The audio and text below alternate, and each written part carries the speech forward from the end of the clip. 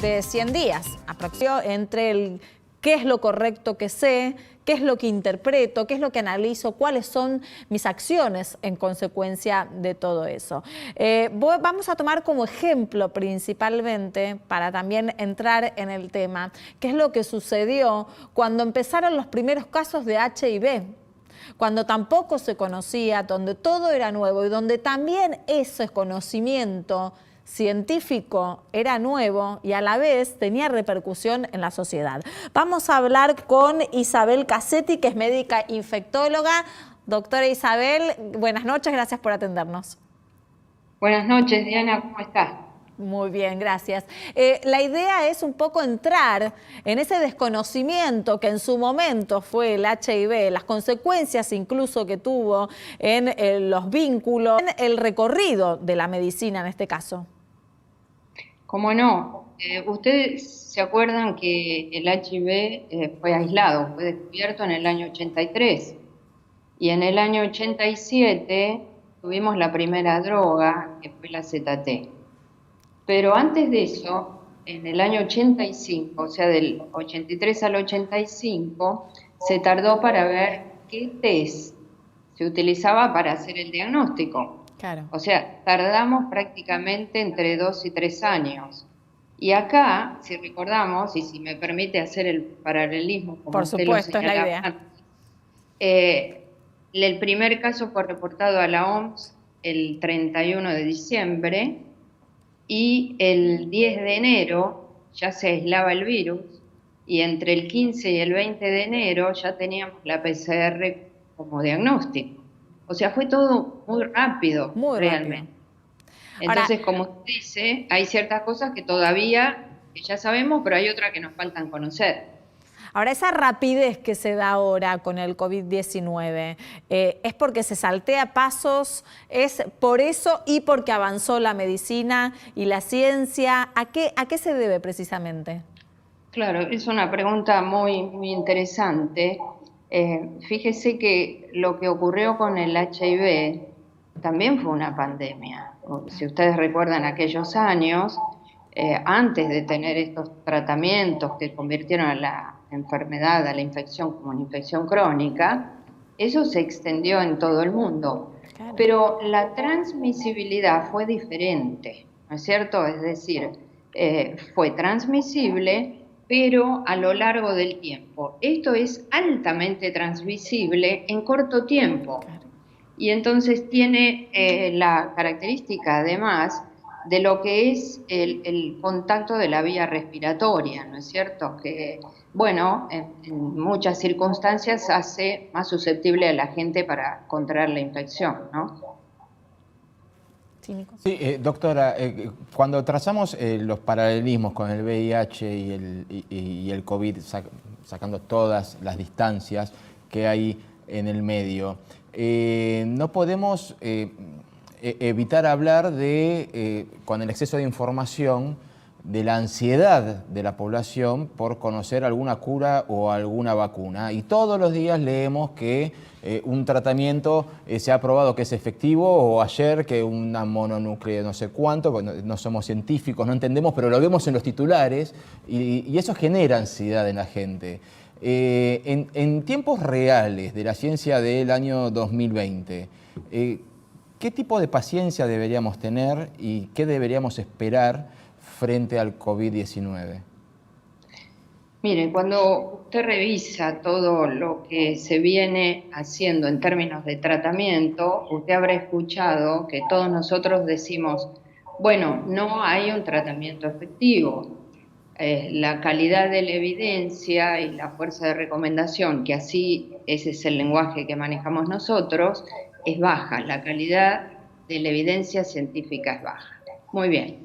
Pero los que estamos frente a los pacientes que enferman, tenemos alternativas. Y una cosa es la evidencia científica baja, que eso significa que no podemos recomendar a todo el mundo con 100% de seguridad y eficacia. Pero delante del paciente tenemos que actuar.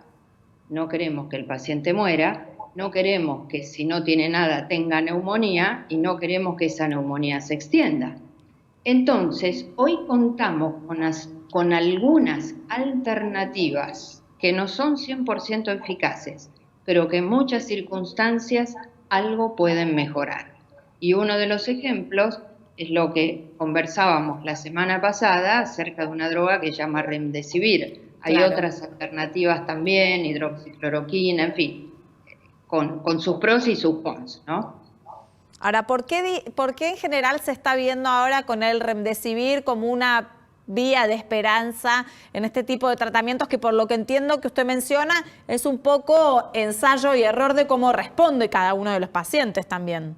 Así es. Cuando empezó todo este tema en China, claro, se imaginan, en poco tiempo la gente empeoraba y moría, entonces ahí viene toda la corrida de la ciencia y en términos de pandemia también se pueden hacer ensayos clínicos que por supuesto no van a tener el tiempo de aprobación ni la cantidad de gente que nos gustaría incluir como cuando no hay pandemia, pero hay datos que se generan. Entonces, ¿por qué decimos esto del Remdesivir y por qué Estados Unidos y el presidente lo liberó ahora en la emergencia?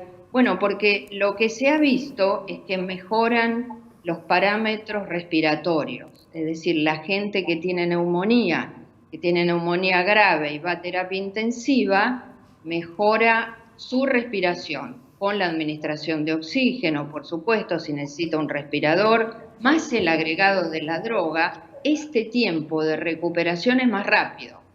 Primer punto.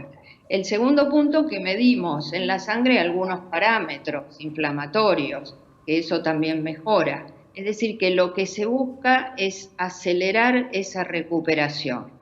Por supuesto que no son ensayos clínicos muy grandes, pero lo que se acaba de enunciar en la semana pasada es con más de 1000 pacientes con enfermedades respiratorias, neumonías graves, que gran porcentaje de ellos mejoraron. Entonces, como que hay una lucecita. Ese es el mensaje que me gustaría dar.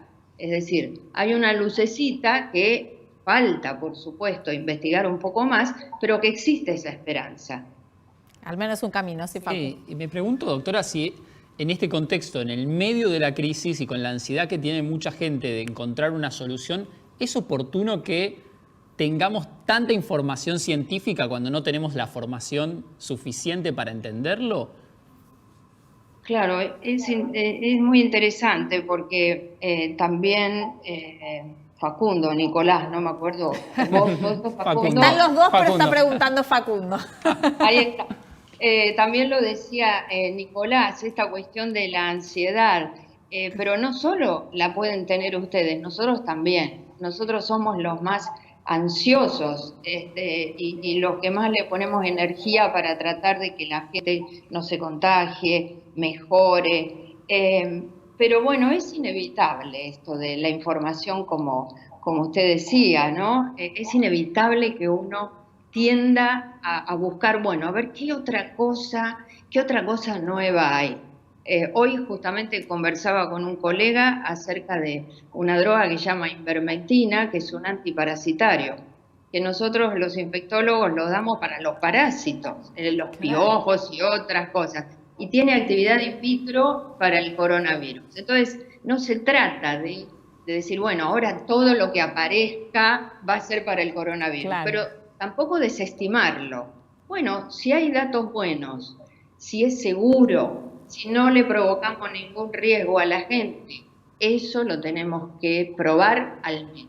Entonces ahí, cuando estamos probando y viendo la línea científica, creo que las ansiedades bajan un poquito.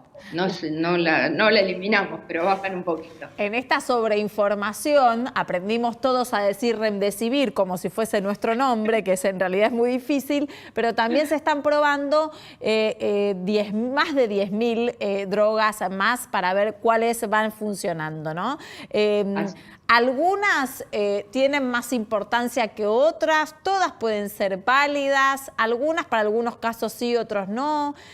Mire, ¿Cómo Diana, sopesamos esa información? Claro, yo creo que lo que hay que fijarse es que la droga, por supuesto, provoque beneficio en términos de la sobrevida, primer punto. Queremos que la gente viva.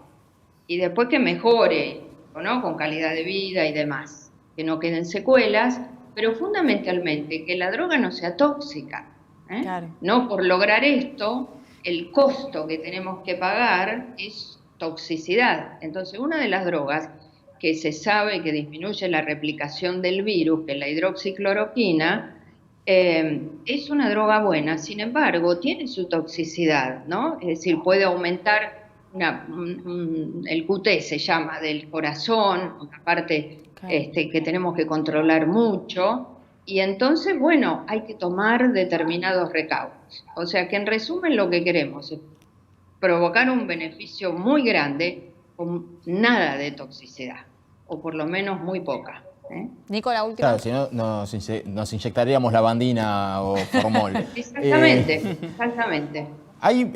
Desde que empezó el coronavirus, o la información del coronavirus, escuchamos una y otra vez, o al menos 2 veces por semana, que algún país está compitiendo por la vacuna y que la tendrán en 2 meses, en 3 meses, en 1 año.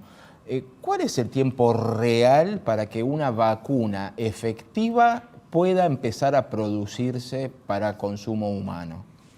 Claro, depende de la enfermedad, ¿no? Depende del virus.